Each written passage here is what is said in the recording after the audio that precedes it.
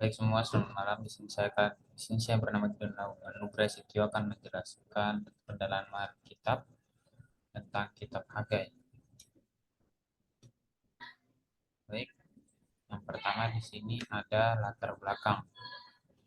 Latar belakang kitab Hagai yaitu kitab Hagai dibuat pada pemerintahan Raja Darius I, Darius I Raja Persia pada tahun 521 sampai 486 sebelum Masehi.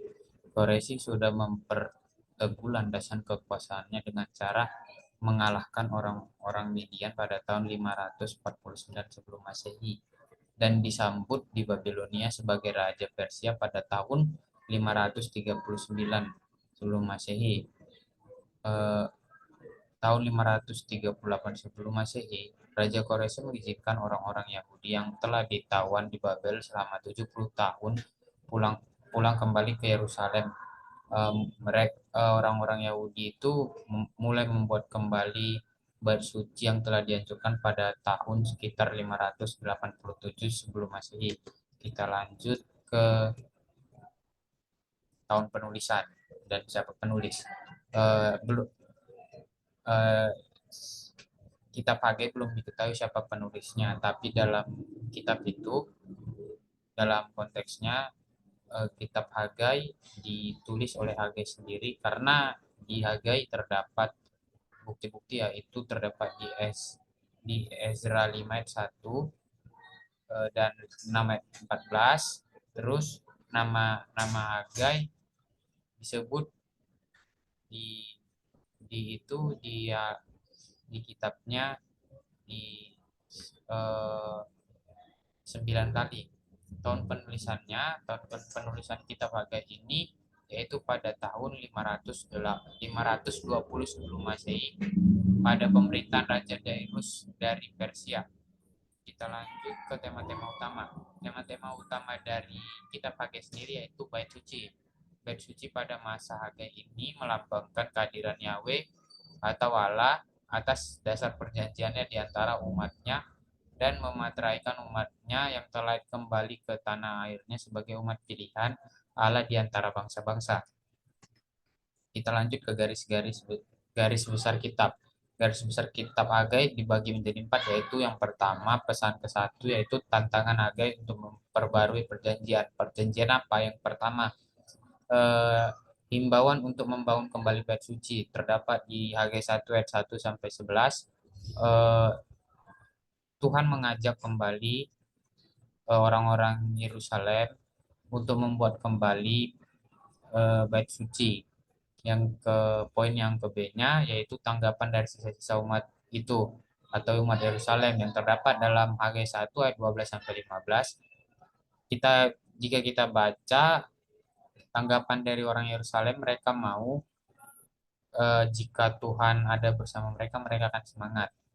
Pesan yang kedua yaitu janji tentang pemulihan. Pemulihan terdapat dalam 2 Hagai 1 ayat 10. Pemulihan apa?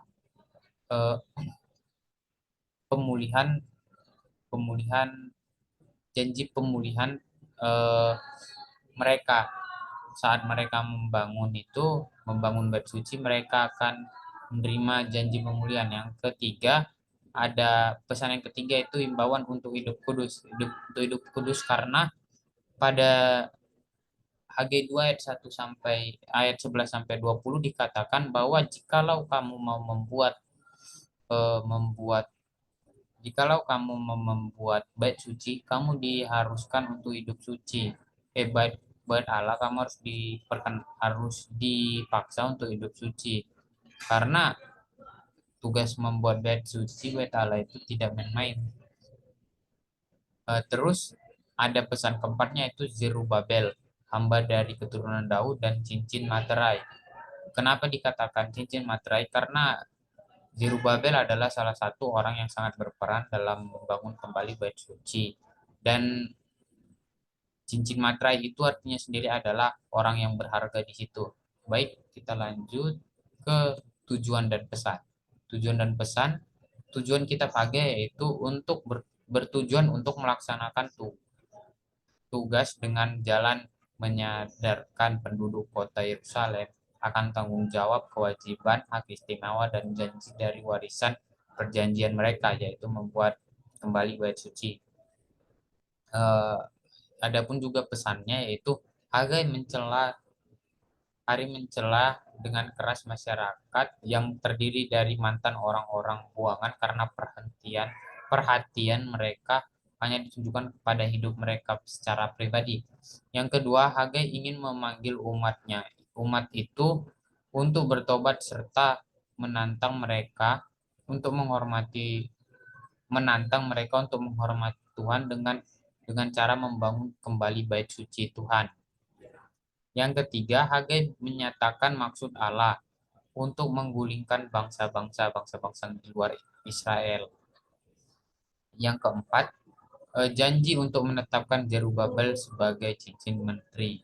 Cincin menteri itu kita bisa tahu juga tadi adalah orang yang sangat penting ya teman-teman. Baik, eh, relevansi dalam kehidupan kini yaitu relevansi sebagai pelayan Tuhan, yaitu utamakan kepentingan Tuhan terlebih dahulu di atas kepentingan kita. Contohnya jikalau kita memiliki sesuatu yang ingin kita lakukan, kita harus bertanya dulu kepada Tuhan, apakah itu penting nggak untuk kehidupan kita, untuk pelayanan kita. Terus melalui kitab Hagai, sesulit apapun kita dalam menjalani hidup, justru disitulah pimpinan Tuhan benar-benar nyata.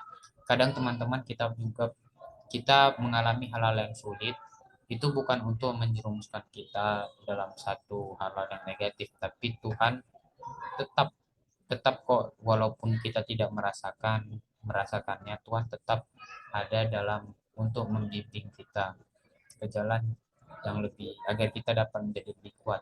Yang ketiga, melalui kitab Hagai kita dituntun untuk melayani Tuhan secara kudus dan sungguh-sungguh. Kita bisa lihat juga tadi, sedangkan orang-orang Yerusalem aja diharuskan hidup kudus untuk membuat bait suci. Jikalau dimaksudkan dalam kehidupan kita saat ini, kita harus melayani Tuhan itu dengan hati yang tidak tidak mengharapkan apa-apa. Maksudnya kita harus murni dari hati kita sendiri dan jangan lupa untuk menabur kebaikan-kebaikan agar nama Tuhan selalu dipermuliakan. Baik, terima kasih, sekian dari pendalaman Alkitab yang saya sampaikan khusus kitab Hagai. Selamat menjalani semua.